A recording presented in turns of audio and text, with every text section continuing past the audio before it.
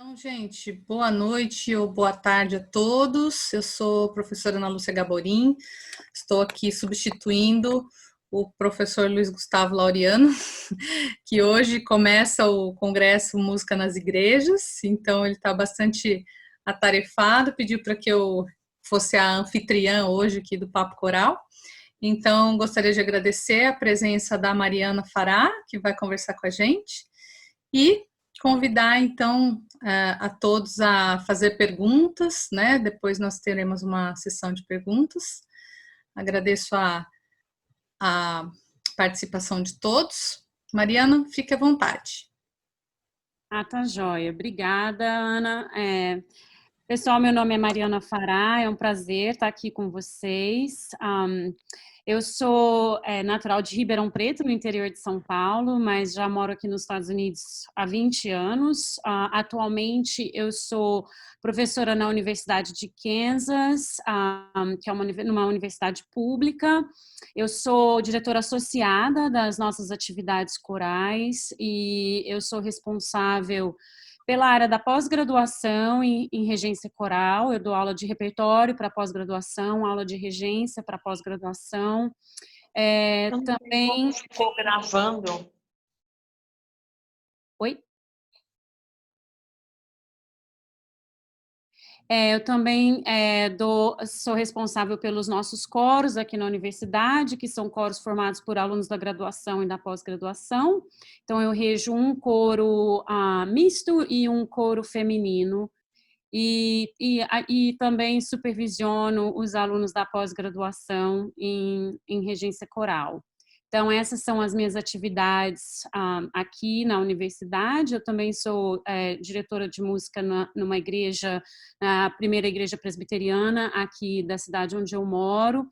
Eu tenho um coro adulto nessa igreja que está parado no momento, né? E supervisiono os outros coros e os outros músicos que a gente tem nessa igreja também. E é um prazer estar aqui com vocês hoje. Geralmente, essa época do ano eu estou no Brasil, então esse é o primeiro ano aí de muitos que eu não estou no Brasil. Conheci o Luiz Laureano no Festival de Londrina o ano passado. Então, eu tenho algumas atividades também que eu dou no Brasil durante essas férias de verão que a gente tem aqui nos Estados Unidos. E, infelizmente, não foi possível fazer esse ano, mas é um prazer estar aqui com vocês hoje. Obrigada. Mariana, conta um pouquinho mais do seu trabalho aí nos Estados Unidos, assim, pré-pandemia, né? Como é que funcionam as suas aulas, como é que funciona aí a pós-graduação? Tá. Então, uma coisa que aqui nos Estados Unidos é diferente do Brasil é que, de modo geral, não existe graduação em regência aqui nos Estados Unidos como existe no Brasil, né? Talvez tenham duas ou três universidades que oferecem graduação em regência, mas é muito raro. Então, geralmente, os alunos da graduação ou vão especializar em instrumento, ou canto, ou educação musical.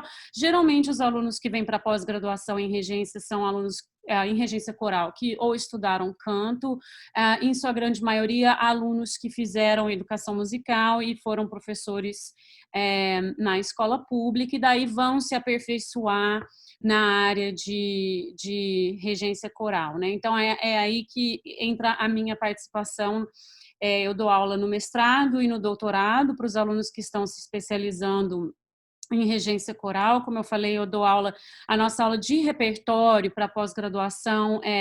Os alunos o requerimento são 4 semestres, então é dividido por períodos, né? Renascença, barroco, clássico romântico, século XX e XXI, e também com os coros. Aqui na universidade sou eu e um outro colega, né? Ele tem um coro de câmara, eu, como disse, tenho um coro misto maior, o nosso coro feminino. O coro feminino abrange alunos desde alunos da música, geralmente do primeiro e segundo ano da graduação, e também é um coro que atende alunos de outros cursos da universidade, então não necessariamente alunos da música. O meu coro misto já é mais voltado, é um coro mais avançado, é mais voltado para os alunos da graduação em música, né? O nosso ano letivo aqui começa sempre no final de agosto, e geralmente a gente prepara em torno de 4 a 5 concertos por semestre, e no final de cada semestre a gente tem uma colaboração com a orquestra, e aí a gente junta todos os nossos coros para formar o que a gente chama de coro sinfônico, para fazer concertos com a orquestra aqui da universidade também, né? E na área de pós-graduação é mais assim, de novo, né, também coordenando os alunos da pós que vão regendo os outros coros que a gente tem aqui na universidade, para que eles peguem experiência, né, experiência supervisionada também, e, e ajudando aí esses alunos a conseguir emprego, né. Pré-pandemia estava mais fácil. Com certeza. E existe um diferencial nos Estados Unidos que é a educação musical nas escolas, né? Porque as crianças têm aula de música, então quando elas vêm participar de um coro, elas já têm desenvolvida, né, um pouco de musicalidade, um pouco de leitura, né? Sim, isso é muito importante. Então, parte do meu trabalho na universidade aqui também é uma parte que a gente chama de serviço, né? Que seria o professor universitário também estar presente nas escolas públicas para fazer o que a gente chama não só de prestação de serviço, de dar uma orientação, de ouvir os coros, mas e também a gente chama de clínicas, né? A gente vai e rege os coros, conversa com os alunos, ajuda os professores também, mas é o que a gente chama a parte de recrutamento, que aqui é muito importante, principalmente quando você dá aula em universidade pública, porque os estados têm várias universidades, né, e então existe uma competição aí por esses alunos, e quanto mais a gente está nas escolas públicas, quanto mais presença a gente tem e mais a gente traz os coros das escolas públicas para as nossas universidades, mais chance a gente tem de recrutar alunos para que eles venham estudar com a gente, né? Então, a nossa escola oferece também uma série de festivais, onde a gente traz os alunos de várias escolas para o nosso campus, né, e também para teatros, para fazer concertos junto com os alunos da faculdade, que isso também é uma forma de estimular, mas também é muito importante para o profissional da música, que para quem, eu acho que aqui existe uma proximidade muito grande entre o campo acadêmico e o campo profissional. Quando eu estava no Brasil, eu sentia assim um pouquinho de uma desconexão. Era assim, o professor era o professor, o regente da orquestra era o regente da orquestra, o músico profissional era o músico profissional, mas pelo menos no estado de São Paulo, onde eu estudei. Mas aqui existe uma proximidade muito grande entre o lado acadêmico e essa coisa de ser um músico profissional na comunidade também, e eles estimulam muito a gente na verdade, precisa ter um perfil nacional e internacional, e também né, viajar por outros palcos e reger outros coros, para ter uma presença, para ter uma carreira, mas também para recrutar novos alunos para a escola. Legal, bem diferente, né? Bom, como é tradição aqui no Papo Coral, a gente abre primeiro para as perguntas dos participantes dos coros do Luiz Gustavo, né, lá do Lar Espaço Feliz. Então, eu vou pedir para que eles se manifestem por aqui, se eles já tiverem alguma pergunta. Eu não estou vendo nenhuma no chat. Tem a Ana Júlia que está por aqui. A Ana Júlia sempre faz pergunta. Eu estreiei aqui o Papo Coral, né? Fiz a primeira versão, né, daqui do Papo Coral, lembro dela perguntando, e todos os outros que eu participei, ela também perguntou. Não sei se temos Gabriel e Júlia também sempre perguntam. Eu tenho uma pergunta. Isso, tá vendo? Eu sabia. Pode fazer. qual é o repertório que você mais trabalha com seus coros? Então, porque os meus coros são, são da universidade, como eles têm muitos alunos de graduação em educação musical, aqui a gente também tem um curso forte em musicoterapia, musicologia, piano, canto, enfim, né? Eu sempre acho que, como o coro é acadêmico, não é um coro ainda profissional, a parte pedagógica é muito importante e o aluno precisa ser exposto a uma variedade muito grande de repertório, de períodos, de línguas, de linguagem, para que ele possa se tornar um bom músico e um bom professor, né? Então, nunca para mim é assim uma coisa de programar para os meus melhores cantores, né? Eu sempre penso na formação também dos educadores, de todos os alunos que vão. A gente sabe que na nossa área de música, a grande maioria dos músicos serão professores, né? Então, é importante que o coro também sirva como um alicerce para o aluno aprender a dar aula, eu acho, né? Então, assim, vai desde de música da Renascença até música do século atual, né? Eu digo que toda música de qualidade é bem-vinda nos nossos coros.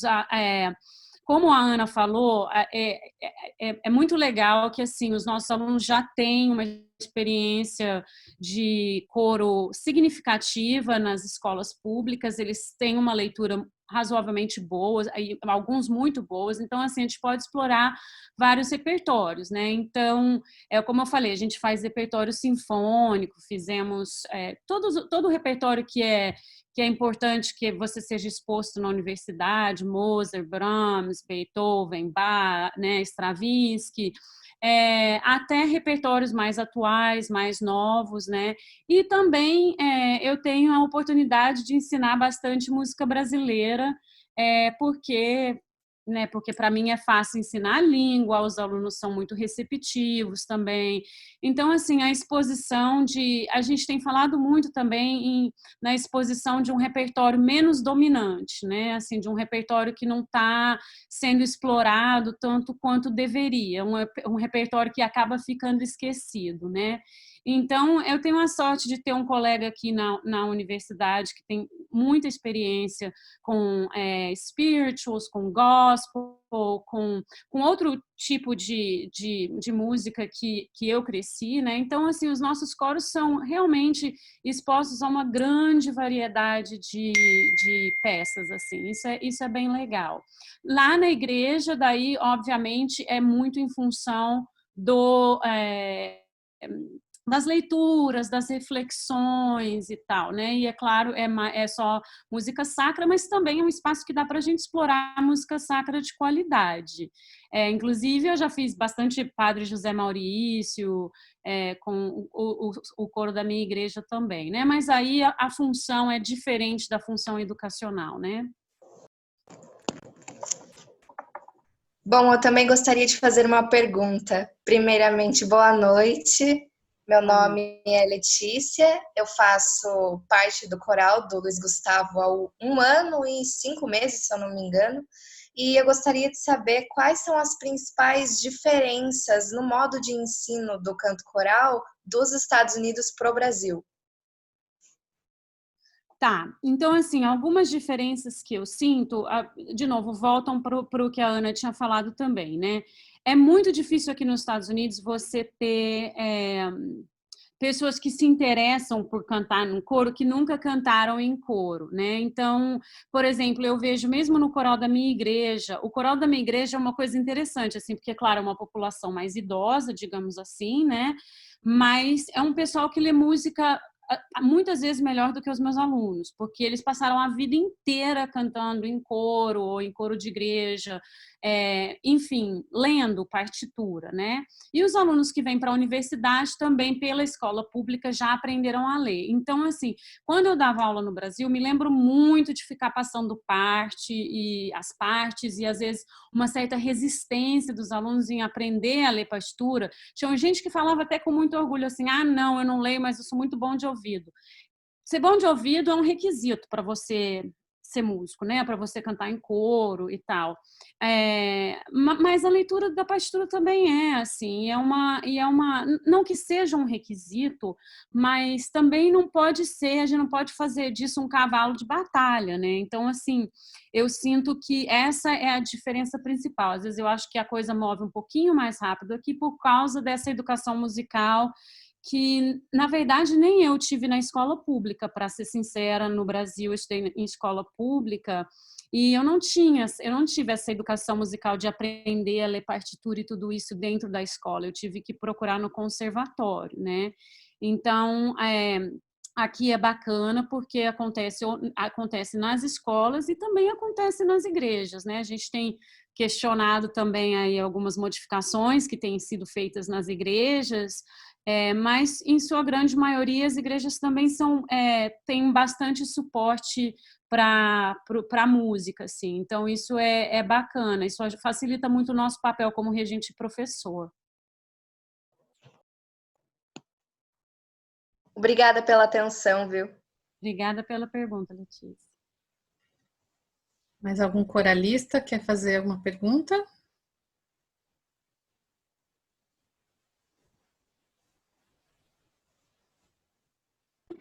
Eu tenho mais uma. Vai em frente. Você falou que você traz um pouco do repertório brasileiro para os seus alunos. E a gente sempre escuta as pessoas falarem que o português é uma língua muito difícil de se aprender. E eu queria saber se por você saber falar português e falar português, porque você é brasileira, se isso facilita os seus alunos também na dicção musical. Então, Júlia, né? Então, são duas coisas aí, Júlia, que eu acho que são interessantes também na sua pergunta. Eu acho assim, que o português tem uma série de desafios para o ensino. E eu acho que eu só fui me dar conta disso, não foi nem pelo meu estudo de dicção que aconteceu aqui nos Estados Unidos, que aqui a gente usa muito aquele que a gente chama da fonética internacional, né, os símbolos e tal. E os meus alunos, mesmo desde a graduação, eles dominam essa linguagem muito bem. Isso me ajudou a dar aula, porque assim, a gente tem que lembrar que você está ensinando português para uma pessoa que realmente não tem contato nenhum com essa língua. Mas eu acho que uma coisa que me facilitou muito também foi que quando eu vim para os Estados Unidos a primeira vez para fazer mestrado, a minha bolsa foi para dar aula de português na universidade, que eu estava fazendo música. E foi só aí que eu comecei, foi uma coisa muito difícil. Primeiro porque eu não sou professora de línguas, né? E segundo, assim, porque aí eu comecei a ver como é que o americano ouvia o português. Porque tem um monte de coisa que a gente mesmo nem se liga de, por exemplo, como a nossa escrita é diferente da nossa fala, né? Assim, a gente fala teatro, né? Os nossos Os que são Us no final, os nossos Es que são Is de sonoridade. Isso eu estou falando, nem estou tocando no nosso regionalismo, porque, claro que é até interessante, às vezes eu me junto com um colega do Rio de Janeiro, uma outra colega do Norte, e aí quando a gente vai dar aula, o pessoal fica confuso, porque meu colega do Rio puxa todos os S's, né? Mas, assim, eu falo que, por exemplo, quando o aluno pega a partitura e vê a palavra, o quanto que a sonoridade daquela palavra é diferente, que é uma coisa que a gente pontua muito no francês também, e no inglês também, né? Vamos combinar, no inglês também. Então, uma técnica que vem me facilitado muito, tirando essa fonética que a gente usa, muitas vezes eu falo para o aluno assim, não, apaga esse O e escreve U. Porque se você continuar, eu vou dar um exemplo,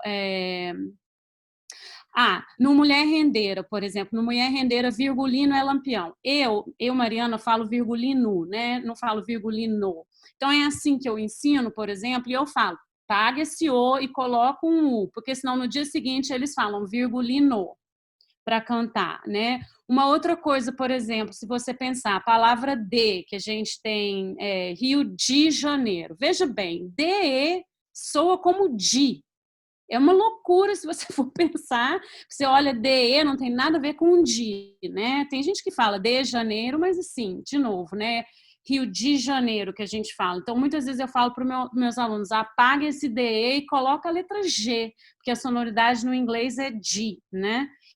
Então, mas isso foi só com o tempo que eu fui pescando, assim, porque né, o H que é silencioso, tudo isso, porque no começo você pensa assim, eu vou só falar e eles vão aprender, né? Mas a parte visual também é muito importante e, claro, hoje em dia, né, você fala, já está todo mundo gravando, ou você manda arquivos de MP3 e o aluno tem como ouvir aquilo muito, assim, mas teve um ano que eu levei meu coro para uma conferência e a gente fez uma peça do Hernani Aguiar que chama Saci Pererê.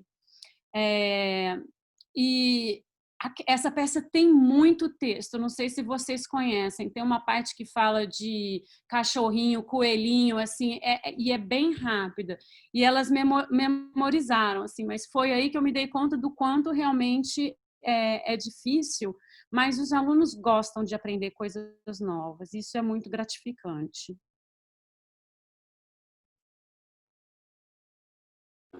Obrigada.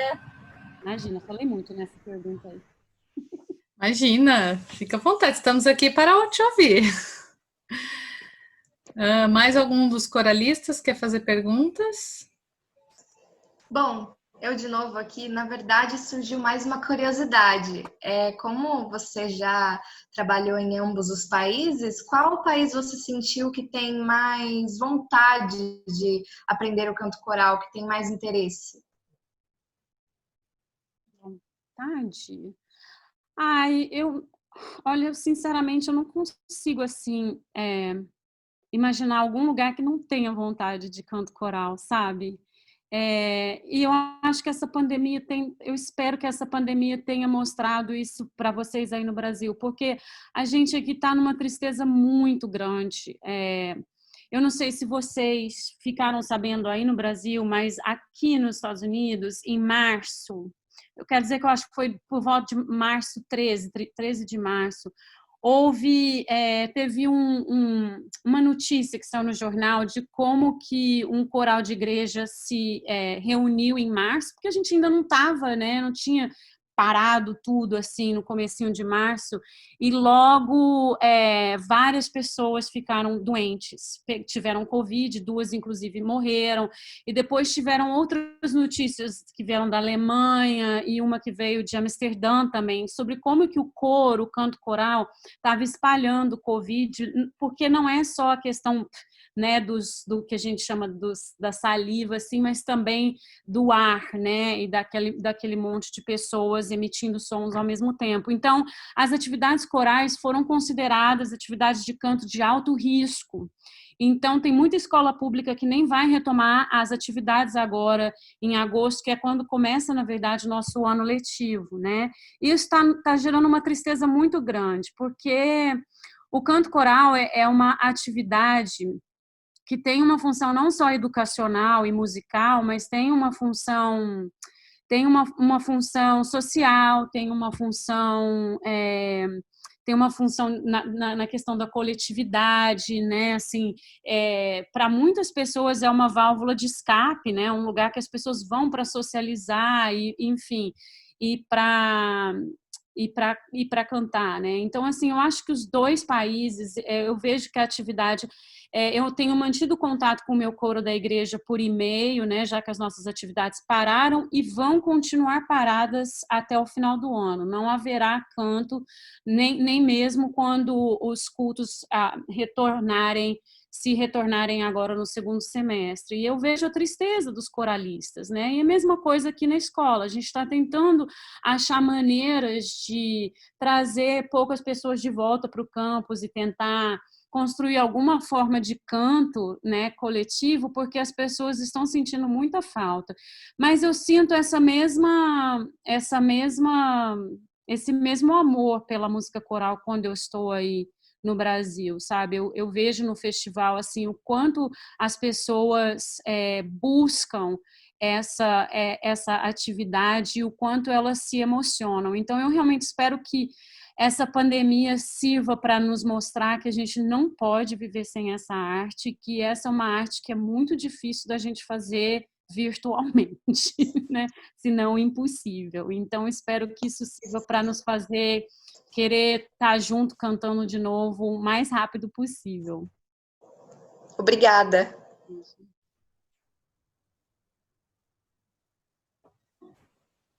Temos mais perguntas dos coralistas?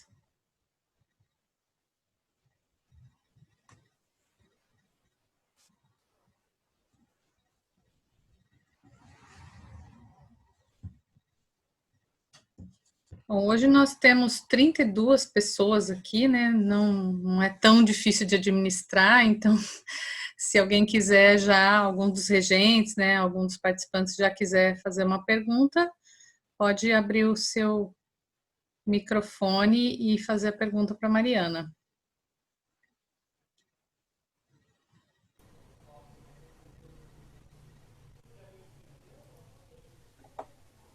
Boa noite, Mariana.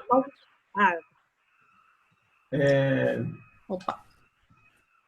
Eu gostaria que você falasse um pouco sobre como está montada essa estrutura canto coral, ou seja, existem associações, existem federações.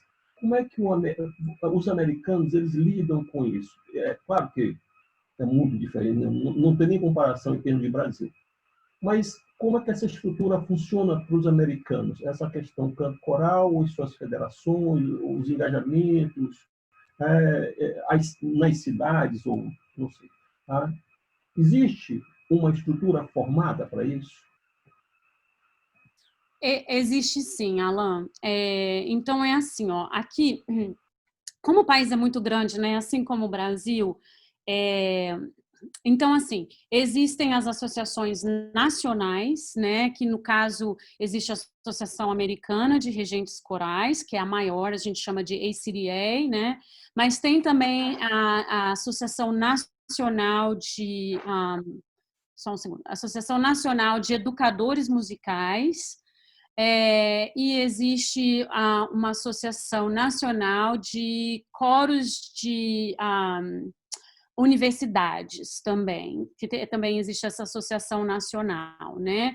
E também existem daí o que a gente chama de, eu vou chamar de núcleos, aqui a gente chama de chapters, mas, ou divisions, que daí elas são essas associações nacionais que são quebradas em núcleos, então tanto regionais, né, quanto estaduais. Então, existem várias associações e existem vários desses núcleos. Então, por exemplo, a Associação Nacional de Regentes Corais, a ACDA, ela tem um congresso nacional a cada 2 anos.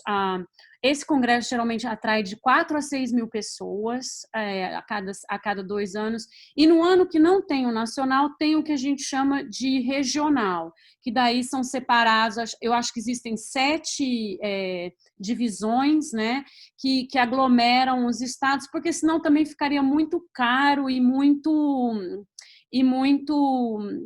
difícil mesmo você trazer gente de tantos lugares todo ano para um congresso tão grande. Então, a gente faz os regionais. E todo ano também, em fevereiro ou janeiro, as associações estaduais fazem os congressos estaduais.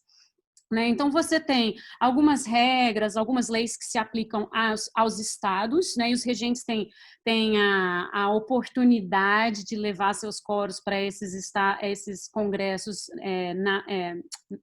estaduais. Daí tem também os maiores, que são os das regiões, e o nacional, como eu disse, né? E também eu não sei exatamente como funciona aí no Brasil, mas aqui tem essa coisa da definição do regente coral ser uma coisa realmente muito ampla, porque você vai incluir professores universitários, você vai incluir regentes de coros profissionais, de coros sinfônicos, você inclui regentes, professores de escola pública, tanto do que a gente chama de high school ou do ensino elementar, né, dos menorzinhos, regentes de coros infantis. Então, assim, abrange uma categoria imensa de pessoas. Então, esses congressos atraem coros de várias faixas etárias, também tem os regentes de igreja também, né, e também tem coros internacionais, vão ter os coros profissionais, os coros universitários, mas também os coros das escolas de ensino fundamental e médio. Então, os congressos tendem a abranger muita coisa. Então, é mais ou menos assim que a gente se organiza.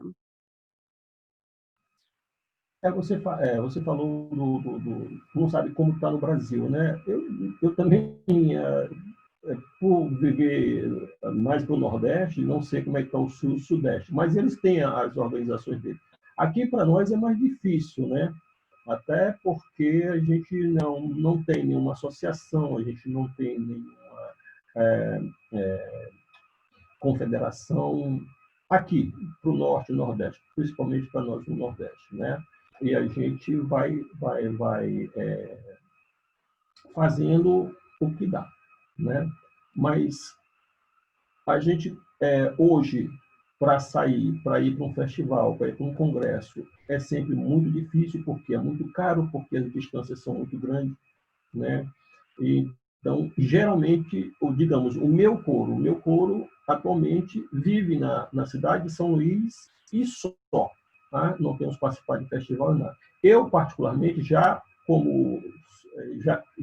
tenho formação e regente, e já cantei muitos anos como tenor e coral, às vezes sou convidado por outros corais para participar de uma viagem, né? E aí a gente consegue fazer isso. Mas fica difícil para nós aqui essa questão de encontros, de festivais. Você falou de Londrina, lá deve ter sido do Mário Tomal, né? Eu já participei, já fui algumas vezes lá. Ano passado mesmo nós estivemos lá. Então, geralmente, mais para fora funciona. Para nós aqui, tá mais difícil. Obrigado, Mariana. Zezé tem uma pergunta também. Zezé está por aí.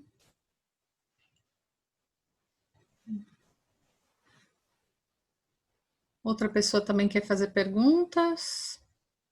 A Zezé está voltando. Vamos lá, Zezé. Eu gostaria de saber como é que é o processo de seleção para a entrada na universidade. Tá. Zezé, boa noite. Queria te falar Oi, que seu CD mudou a minha vida.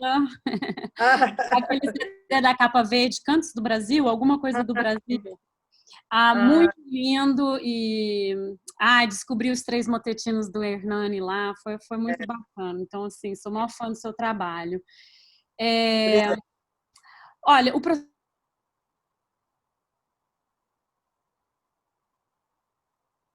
meio vergonhoso. Para a graduação, eu não sei exatamente como funciona. Assim, sei mais ou menos porque eu não participo tanto, mas assim, eu sei que o aluno passa... Aqui nos Estados Unidos não existe muito esse negócio de vestibular, né? Tem o negócio das notas da escola, e aí tem uns testes aí, tipo teste vestibular que os alunos têm que fazer e atingir uma certa nota, e aí eles vêm para o campus para fazer entrevistas e fazer a prova de canto, né? Por exemplo.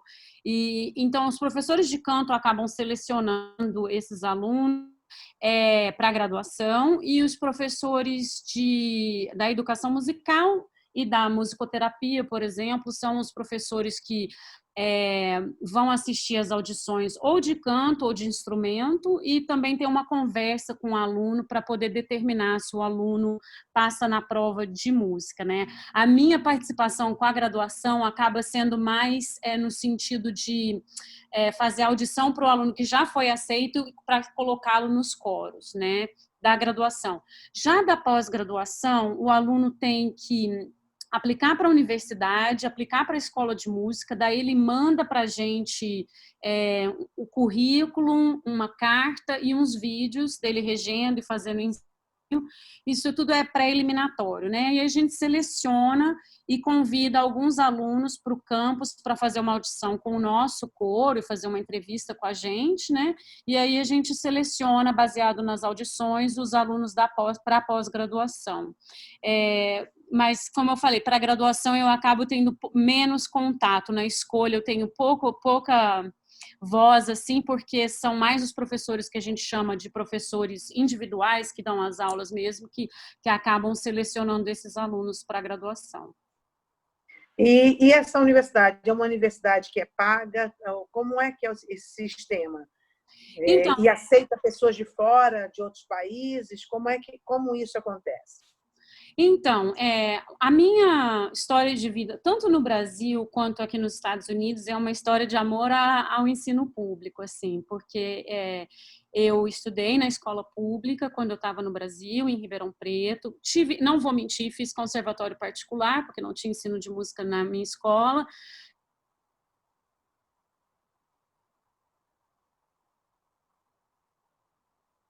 Escolas estaduais, mas toda escola, toda universidade aqui, a vergonha desse país é a educação e a saúde que não são públicas, na verdade, né?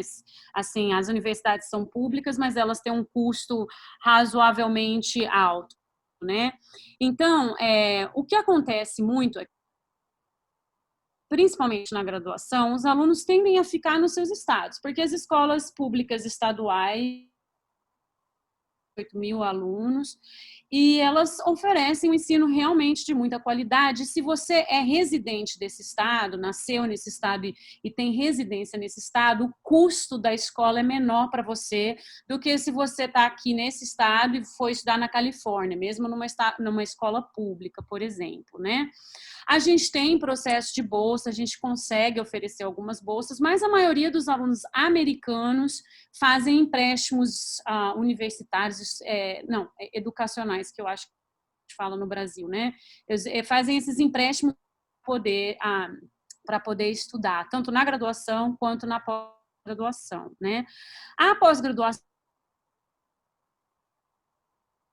que cobre os custos da escola e dá um salário para o aluno, mas eu já posso te dizer também que esse salário não cobre a despesa de alimentação e de moradia que os alunos de fora têm, né? Então,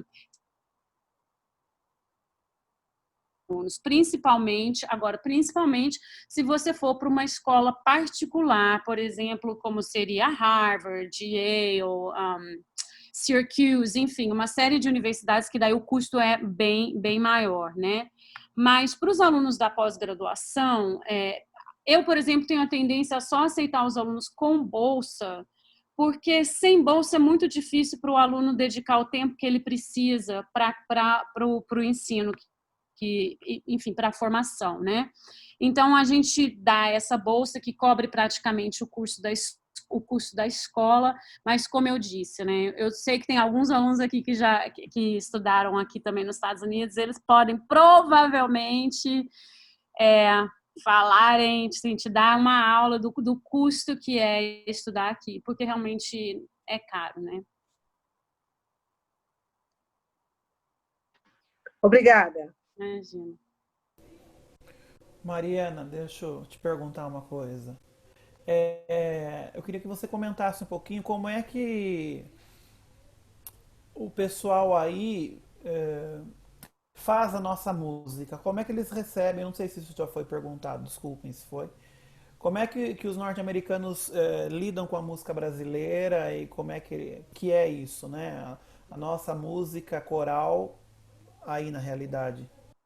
Então, o pessoal, eu falei para o pessoal assim, o pessoal, eu acho que eles recebem muito bem, sabe? Em parte também porque os congressos estimulam isso, assim, existe uma noite de coros internacionais, sabe? Então, às vezes vem coros da Coreia, eu estive em um agora que veio um coro da África do Sul.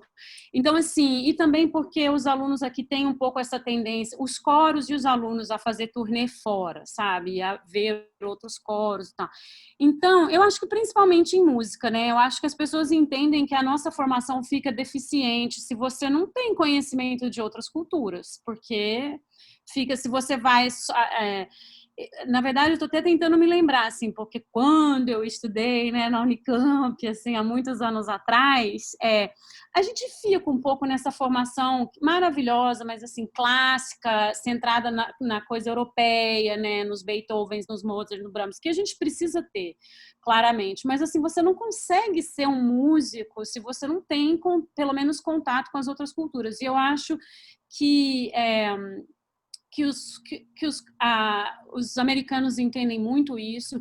Existe uma ênfase muito grande aqui nos Estados Unidos em termos de contratação de professores de fora também, para que você, de novo, para que você tenha exposição a outras culturas, outras línguas, outras ideias, né? Então, eu acho que a recepção é boa. Com a vinda de brasileiros para cá, não é o meu caso, eu não escrevo, eu sou péssima para escrever, mas eu tenho alguns colegas brasileiros que dão aula em universidades como eu, que são excelentes arranjadores. E que estão publicando também, sabe? E aí você vê música, você vê arranjos de qualidade, você vê... Porque isso é muito mais bacana do que, eu acho, né? Assim, do que sei lá, quando alguns americanos tentam se aventurar a fazer arranjo, é bacana, eu acho que é bacana que a pessoa se interesse e tal, mas às vezes vai fazer um arranjo, não fica aquela coisa tão sincera, digamos assim, do que você vê uma pessoa que conhece bem, entende o que é samba-lelê, entende, né, o que é o maracatu, enfim. Mas a gente já tem bastante coisa bacana publicada aqui, que eu acho que eu diria que é música brasileira de qualidade, sabe? E os alunos sentem isso, e aí eu acho que eles gostam muito.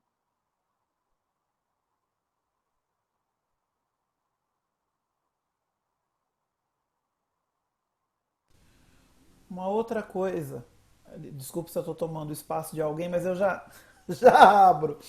É, duas coisas que eu gosto muito que você fala e que eu gostaria que você comentasse um pouquinho, é que, assim, existem grandes profissionais, professores, no Brasil, assim como existem bons grandes profissionais fora, né? Então, desconstrói um pouco essa nossa ideia ou esse nosso pré-conceito de que tudo que é de fora é superior ao que tem aqui dentro, né? Eu queria que você comentasse um pouquinho isso. A gente precisa ter cuidado com isso, né? Porque eu sei que tem algumas pessoas que estudaram comigo no Brasil e estão aqui nos Estados Unidos nesse chat, e eu vou falar que é uma coisa que eu sempre falei, assim, né? Aqui nos Estados Unidos, aqui é um país muito grande, né? Enorme. Então, o que acontece é que você tem, como em todo lugar, você tem gente boa e você tem um monte de charlatão, né? E a gente no Brasil tem que tomar cuidado para a gente não ser aquele pessoal que compra esse charlatanismo aí, né? Só porque vem de fora. Então, eu acho que a gente não pode, a gente tem que brigar muito, tanto aqui quanto aí. Isso é uma coisa que eu converso muito com os meus alunos, que é assim, documentação das coisas. Isso é uma coisa que os Estados Unidos faz com mais, digamos assim, sistematização do que o Brasil, né?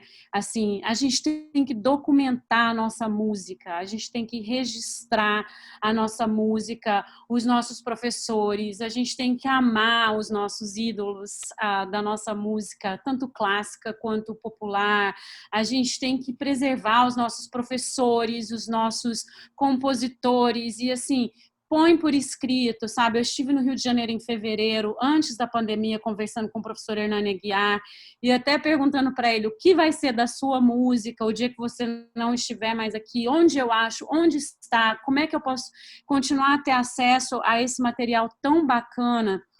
E então eu falo isso assim, porque eu acho que a gente tem que aprender a reconhecer o valor das pessoas que estão trabalhando maravilhosamente aí no Brasil, e também ficar de olho e entender que, assim, é legal você receber pessoas que vêm de fora, porque elas têm outras experiências, elas podem passar outras experiências, mas, assim, né, não é só porque a pessoa veio de fora que ela é necessariamente que a gente tem que comprar todas as ideias, sabe? Eu acho que uma coisa que assim, eu me lembro do tempo que eu estudei na Unicamp, assim, eu estudei, na minha opinião, com os melhores músicos que eu já conheci, sabe? Quando Ciro Pereira, Almeida Prado, tanta gente assim maravilhosa, né? E a gente não pode deixar essa música se perder, sabe? Hoje ainda a gente consegue ver os vídeos no YouTube, né? A gente acha gravações, mas quando eu vim para cá não era assim. E eu fui estudar a música do Hernani Aguiar porque eu fiquei impressionada do quanto o Salmo 150 era feito aqui nos Estados Unidos. Eu não consegui entender porque que só era essa peça que era feita. E aí eu me dei conta que porque não existiam publicações de outras coisas. E aí eu pensei, vou para o Brasil, vou achar essas publicações. Também não estavam lá, né? Tinha muita coisa em manuscrito. A Zezé, por isso que eu falei, às vezes, o CD da Zezé mudou a minha vida. A Naomi, com o trabalho que ela fez também documentando peças e compositores brasileiros, porque sem isso a gente vai perdendo a nossa história, né? A gente vai comprando outras histórias e deixando a nossa história para trás, né? E não vale a pena, não.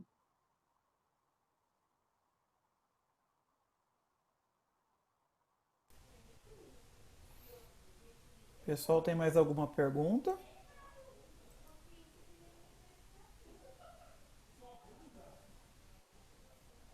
A Clê também, eu vi a Clenice aí, ela também... Olha lá! Oi! Ela e o marido dela são feras em música brasileira, música de todo. Obrigada, Mari. Imagina, eu estou bem feliz de poder ouvir você. Viu, Laureano também, que ótimo. Mari, eu quero saber de você. Você estava à frente, você e o Daniel, do chapter lá de música brasileira na ACDA. Como que isso... você está falando exatamente, né, a publicação de música brasileira. Como é que tem aparecido isso nesse chapter? Quais os avanços que vocês têm conseguido fazer? Obrigada. Então, eu acho assim que às vezes uma coisa que eu lamento, o que a Clenice está falando é que assim, dentro desse congresso dos regentes americanos, regentes corais, existem unidades de especialização, né? Então, nós temos alguns regentes que ficam à frente do que a gente chama de música multicultural, ética, esqueci como fala, mas, enfim.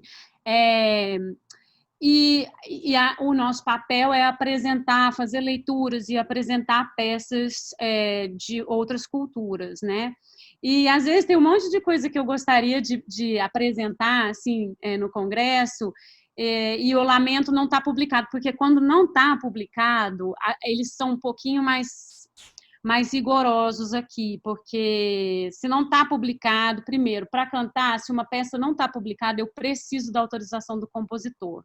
Se o compositor já morreu, eu preciso da autorização de quem tem os direitos sobre a peça, né? Então, por exemplo, eu fiz uma peça do Alberto Grau recentemente num congresso, não estava publicado, consegui autorização através da Maria Guinar. Mas quando a peça não está publicada, fica difícil para a gente poder divulgá-la. O Saci Pererê, eu sei que estava pela Funarte, mas o Hernani também me deu permissão para fazer, e aí vem aquele monte de gente me perguntar, porque as pessoas querem comprar o material, elas querem fazer. Por isso que eu falo, a documentação é fundamental, né? Assim, a gente documentar e saber como acessar essas peças é fundamental para divulgar. Eu acho que, em parte também nos congressos, de novo, uma coisa que a gente tem conversado muito aqui nos Estados Unidos é essa coisa eu não sei se vocês já ouviram isso aí no Brasil, mas de apropriação cultural, né? Hoje em dia está se falando muito desse negócio de apropriação cultural e assim, aí tem algumas pessoas que ficam pensando, nossa, será que eu posso fazer música brasileira, eu não sendo brasileiro, não tendo tanto contato com a cultura, sabe? Então, acho que é nosso papel também dar uma desmistificada nisso, né? O Daniel, que é esse colega que é do Rio de Janeiro, dá aula na Califórnia, ele fala muito bem, porque ele escreve bem, ele fala isso. Se você usa uma peça de uma outra cultura, se você ensina, tendo certeza que você está dando crédito onde esse crédito é merecido, né? Falando dessa cultura e elevando essa cultura, não estereotipando essa cultura, não achando que a nossa música brasileira é só batuque e samba e alegria, sabe? Assim, mas, por exemplo, eu fiz o Jubiabá do Carlos Alberto aqui. Os meus alunos amaram, né? Mas aí você, de novo, assim, você vai falar do que é essa coisa do espiritismo num país tão católico quanto o Brasil, por exemplo, contextualizar, mas, de novo, elevando essas ideias e tirando essas coisas, essas má informações de bruxaria, de essas coisas rançosas que às vezes a gente tem. Eu acho que se você faz tudo isso, você não está desapropriando uma cultura, você está elevando aquilo. E quanto mais, eu acho que quanto mais a gente, enquanto brasileiro, falar da nossa própria cultura, né? Se você vai fazer Mulher Rendeira, quem era esse Lampião, né? Como é que a gente vai discutir esse sujeito e, de novo, e caracterizar e contextualizar? Eu acho que os alunos sempre recebem muito bem quando eles entendem esse contexto. Agora, se você põe na mão de uma pessoa que não entende esse contexto, ou que às vezes, né, vai lá e pega, sei lá, a canção Mulher Rendeira, né, pega a melodia e faz um arranjo que fica totalmente... Vocês vão ver, assim, tem coisas que você pega que são sambas que não tem nada de samba, né? São muito tortos, assim, aí realmente eu acho que a gente não está elevando muito a nossa cultura, né? Mas eu acho que é nosso papel enquanto professor e enquanto prestador de serviço, porque muitas vezes eu sou chamada nas escolas públicas justamente para poder ensinar, não só o português, mas explicar, né, o que é samba lelê, né? É tão difícil traduzir essas coisas. Eu fiz um arranjo do Na Bahia Tem, né? Ou mesmo na suíte nordestina, coco dendê, trapiá, vai traduzir essas coisas, né? Assim, pede para um americano traduzir isso. É muito difícil, né?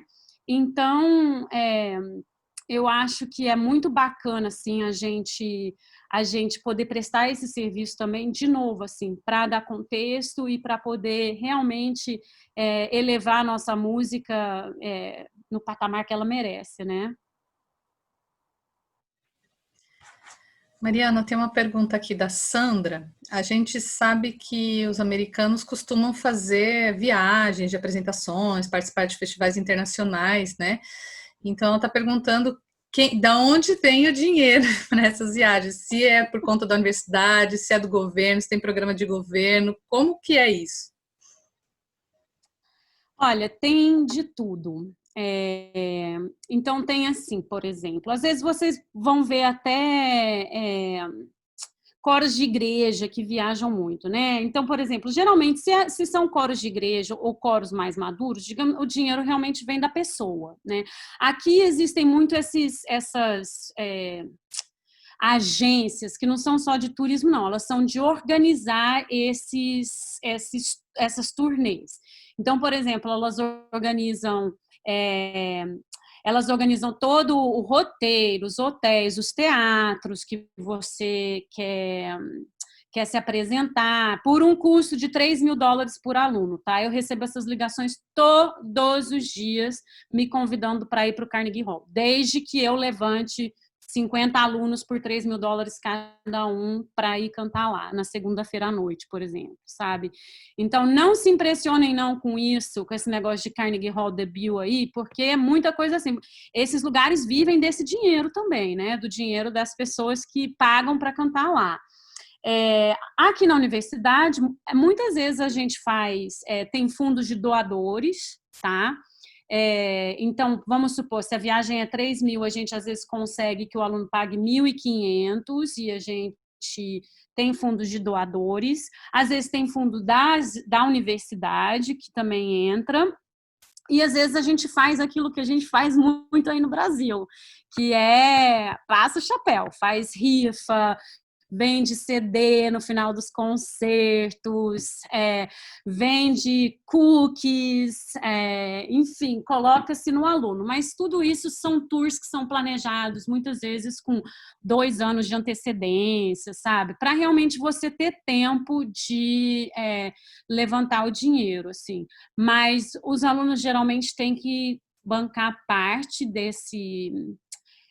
dessa grana.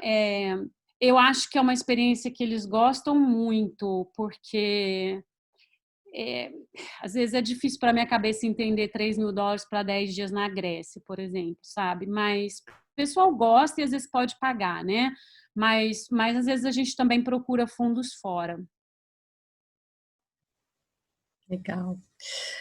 Agora a gente tem uma pergunta da Andressa Tiemi. Andressa. Oi, Mariana, boa noite, tudo bem? Meu nome é Andressa, eu sou cantora e sou estudante de regência, professora. Eu queria perguntar para você, tem uma indústria, né, de arranjos aí nos Estados Unidos,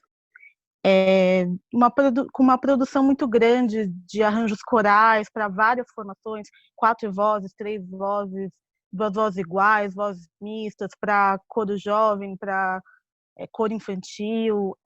E eu queria que você comentasse um pouquinho de como que funciona isso, se isso passa pela universidade, e até como você estava comentando antes, a gente não tem muito isso aqui no Brasil, e como que a gente poderia começar a fazer esse processo, de que forma você vê que a gente poderia começar isso dessa forma? Então, aqui, como que fala assim, editoras, né? As editoras tem realmente, assim, a gente chama de séries, né? Então, você às vezes tem séries para música latino-americana, séries para música de spirituals, gospel and spirit, séries de música clássica. Então, tem várias séries. E uma coisa que eu acho que é interessante, assim, a Clenice tinha perguntado essa coisa também das peças de repertório brasileiro e outros repertórios multiculturais, é o papel do editor também, eu acho que é um papel importante. Eu acho que as publicadoras, as editoras têm feito um papel melhor em escolher editores que têm um olho mais clínico. Então, por exemplo, a Maria Guiná, ela é editora das peças latino-americanas para uma companhia que chama Earth Songs. Então, se eu quiser submeter alguma coisa, por exemplo, geralmente passa por editores que têm um envolvimento um pouco maior com o tipo de música que eu quero publicar, por exemplo, né? Então, assim, existem várias editoras, várias publicadoras, né? E realmente, assim, existe esse processo de você mandar a partitura que você quer, o seu arranjo que você quer, e aí o editor vai olhar com aquele olho clínico também para ver se existe um mercado aqui nos Estados Unidos. E, Andressa, você está correta, assim, que aqui, americano sabe ganhar dinheiro, né, gente? Vamos combinar que, assim, se a gente investisse nos nossos arranjos e se a gente comprasse do mesmo jeito que aqui vende, eu vou até contar essa história para vocês, porque eu não acho que seja segredo, mas o Hernani Aguiar me contou que ele comprou o primeiro apartamento dele com os direitos autorais aqui dos Estados Unidos, do Salmo 150. Olha a loucura, para vocês pensarem. Então, assim, existe um mercado forte, né? Acho que também comparar com o Brasil é difícil, porque a gente tem que ser assim, a realidade é que a gente xeroca no Brasil, né? A gente xeroca a partitura, eu acho que não tem que ficar comparando o que é certo, o que é errado, o que é melhor, o que é pior. essa é a nossa dinâmica, é a nossa realidade. Eu penso até que os compositores já vivem dentro dessa realidade, querendo que suas músicas sejam mesmo executadas, né? Digamos assim. Então, eu não sei dizer como que a gente começaria isso aí. Eu, de novo, só registro o meu desejo de que, de alguma maneira, a gente documente esse material, de que a gente... Gente, eu vou falar para vocês, eu tenho, às vezes, tanta dificuldade de conseguir partitura, eu entro em contato com os regentes aí e falo, gente, eu estou procurando uma peça que eu ouvi assim, e não recebo a partitura, não sei onde está, sabe? Então, era isso que eu acho que seria bacana. Eu acho que está melhorando e eu acho que é um caminho a seguir, assim, porque eu não sei dizer se as editoras publicassem arranjos, se a gente teria essa compra, esse mercado. Aí vocês vão ter que me dizer. Obrigada, Mariana.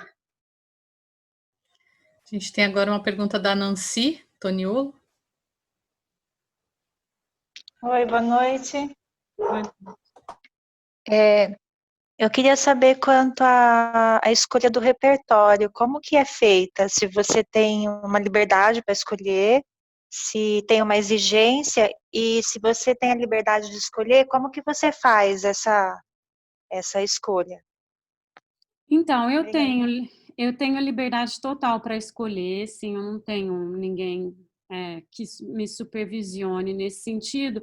Eu acho, inclusive, assim, quando você faz entrevista de trabalho aqui nos Estados Unidos, tem um foco muito grande nessa parte, assim, as pessoas vão te questionar, a banca vai te questionar, vai te perguntar, vai pedir para você mandar os seus programas para ver qual é a sua filosofia, né, de escolha de repertório e como que você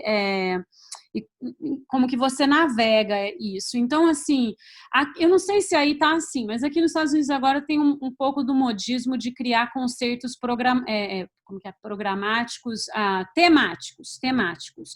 Então, por exemplo, o tema é luz, aí todas as peças são em volta do tema luz, ou o tema é morte, aí...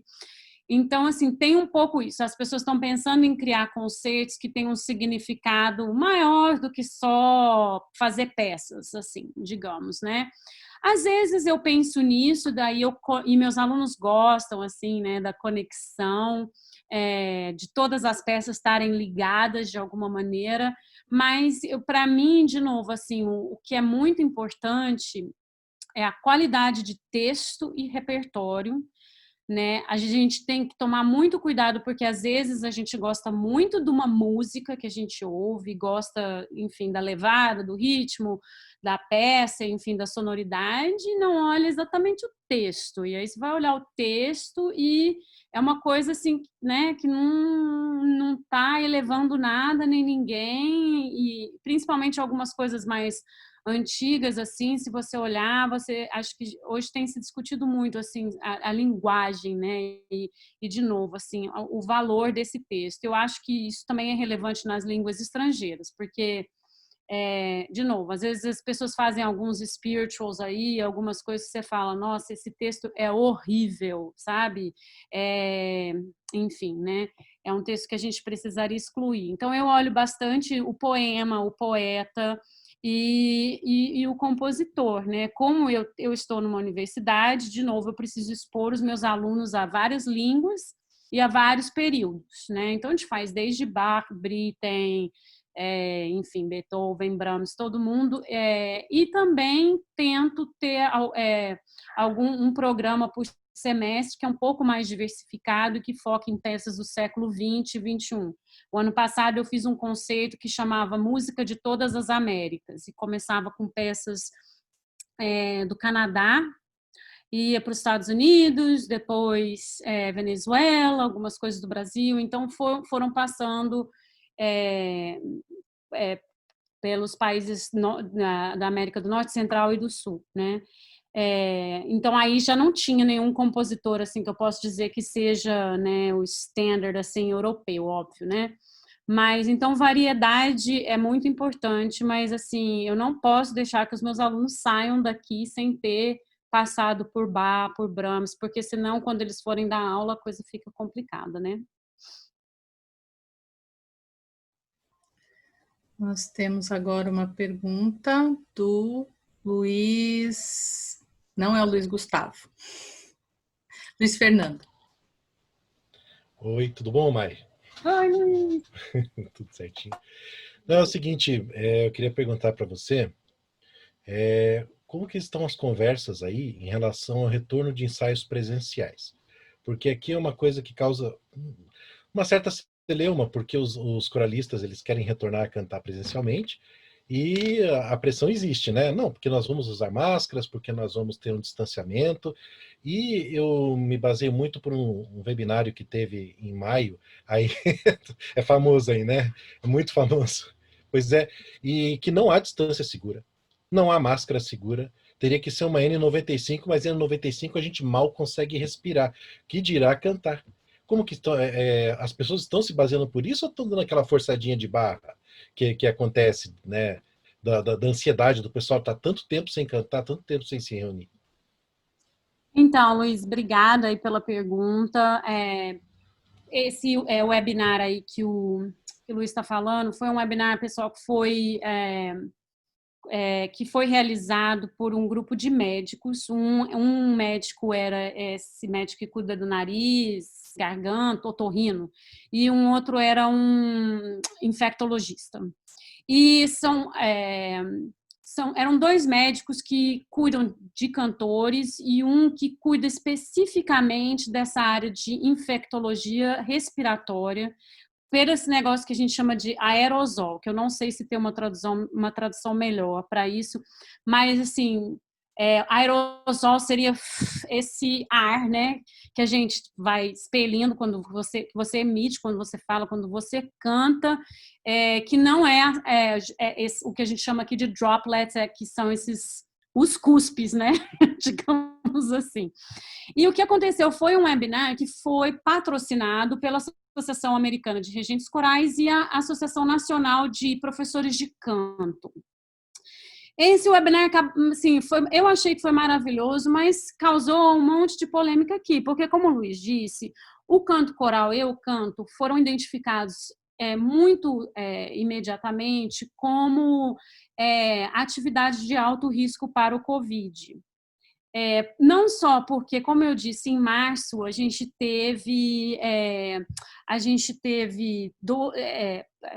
artigos e saiu na televisão, na CNN, foi muito divulgado a contaminação que aconteceu em coros que se encontraram em março. 2 pessoas morreram. Depois teve na Alemanha, também não sei se vocês viram, acho que foi uma paixão segundo São João, que foi feito na Alemanha, que um monte de gente se contaminou, e em Amsterdã também. Então, coro ficou uma coisa assim, que a gente chama aqui nos Estados Unidos de super spreader, porque existe essa coisa do contágio. Porque não é só por causa da proximidade ou dessa ideia do que a gente está chamando de 2 metros, né, de distanciamento. É por causa que quando você canta, você fala, você emite esses aerosóis e eles ficam no ar, a contaminação fica ali, né?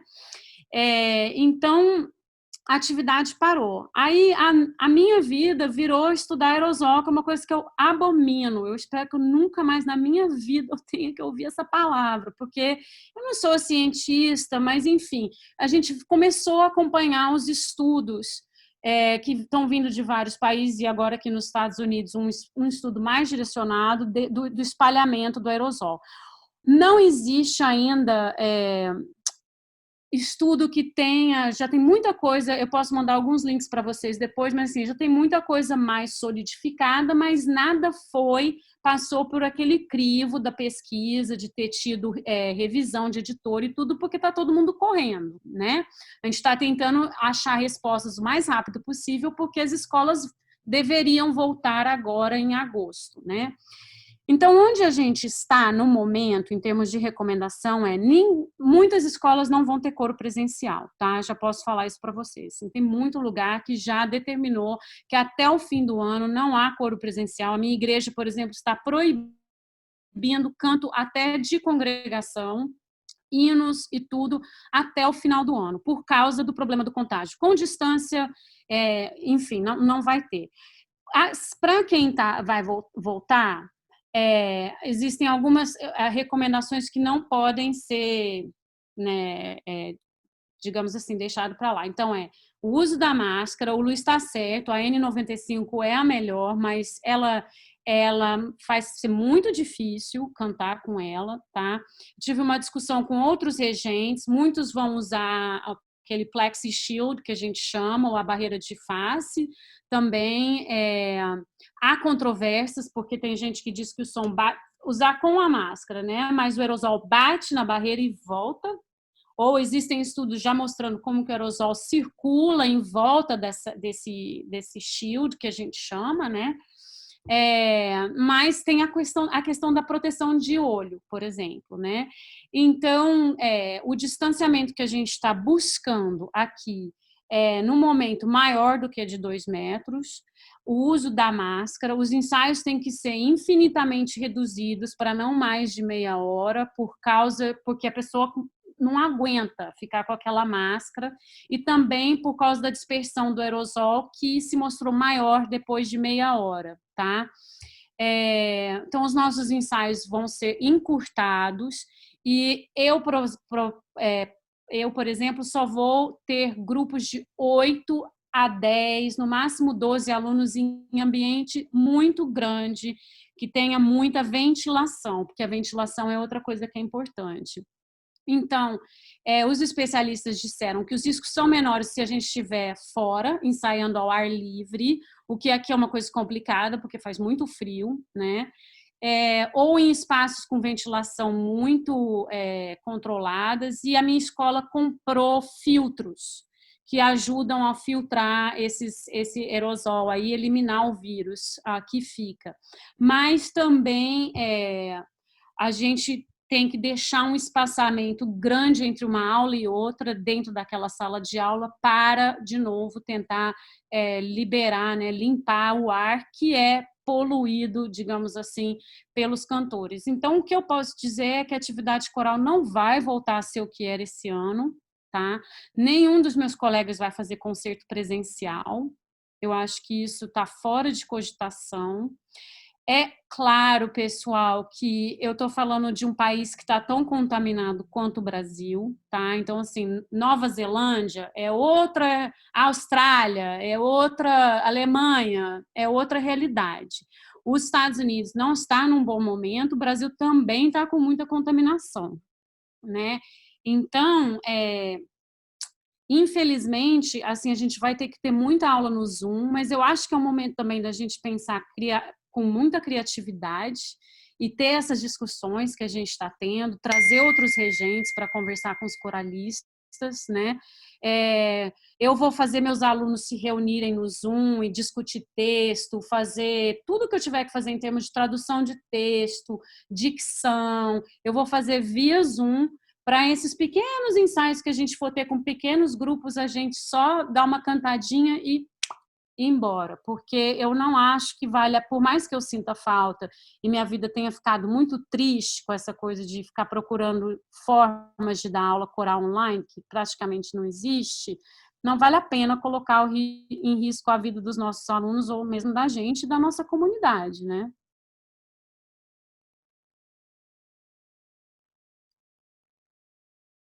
Obrigado, Mai.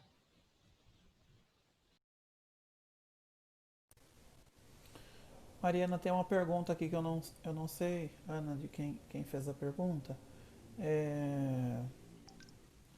Mariana, por que você acha os textos negro-espirituosos sem conteúdo, é isso? Não acho não. O que eu quis dizer é assim, não, pelo contrário, tem muito conteúdo. É que às vezes a gente tem que olhar realmente o texto e ver, assim, né, de novo, assim, é que nem... Enfim, eu acho que olhar esses textos, por exemplo, aqui nos Estados Unidos, como vocês sabem, a questão da guerra civil e do racismo, da segregação, são temas muito importantes e polêmicos, né?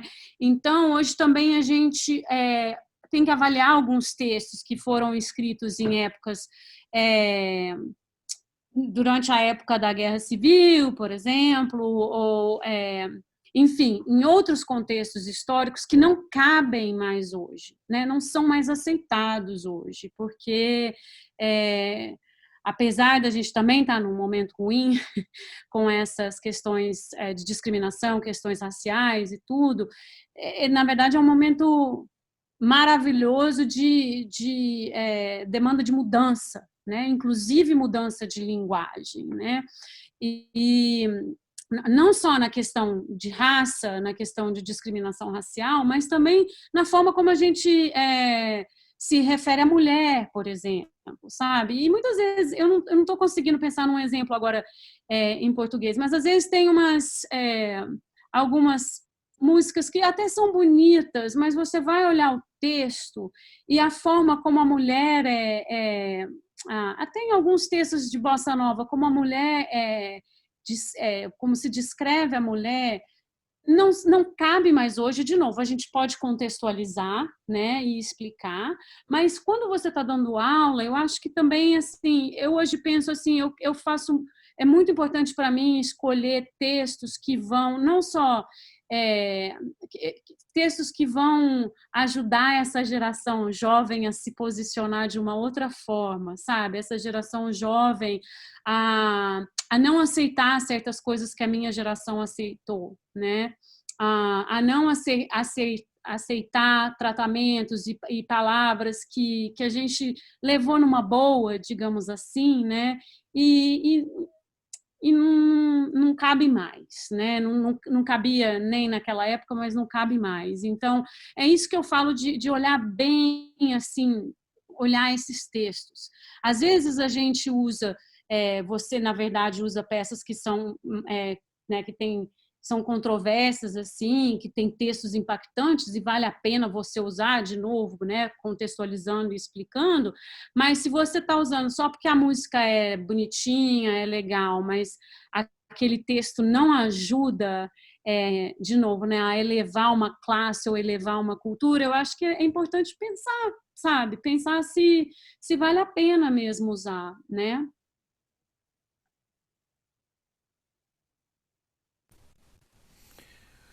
Bom, pessoal, que maravilha, Mariana. Eu fico super feliz de você ter aceitado o meu convite e de ver um pessoalzinho aqui da nossa classe de regência lá no Ai, festival, né? A Rosalita aqui, o Luiz. E foi uma classe pequena e esses cursos de regência, assim, quanto menos aluno, é o melhor, né? A gente aproveitou muito aqueles dias e e assim, eu só tenho a te agradecer. Sei também que você até teve que conciliar com compromissos pessoais, mas muito obrigado por essa oportunidade de estar com a gente. E também eu vi que os alunos fizeram várias perguntas, né, Ana, no primeiro momento. Quero agradecer muito a Ana Lúcia, que me salvou, porque não sei quantos sabem, nós estamos em paralelo abrindo congresso de música nas igrejas com quase 2.000 inscritos e aí eu tentei fazer uma gravação prévia, não deu certo, então eu fui para lá, abri, a Ana começou aqui.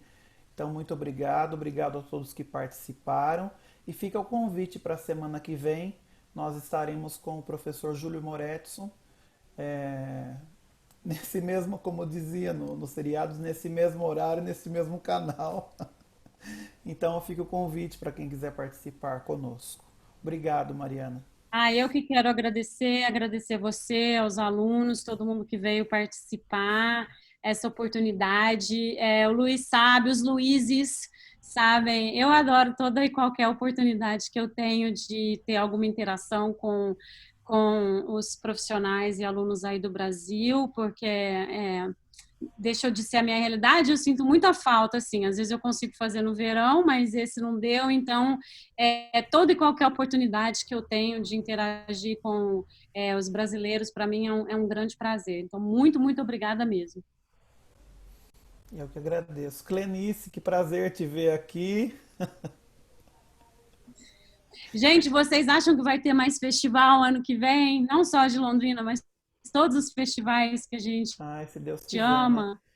O Festival de Londrina tinha feito uma divulgação para dezembro, mas eu penso que não vai acontecer, né? Mas para o ano que vem precisa, né? Precisamos. Precisamos. É, Nada substitui o nosso contato presencial, as aulas riquíssimas, né? Dentre outras qualidades, o trabalho da Mariana na classe de regência, limpando o nosso gestual que fica para a vida, é realmente gratificante. Então, muito obrigado mais uma vez. obrigada a vocês. Obrigada, Boa Mariana. noite, pessoal. Boa noite. Tchau, tchau.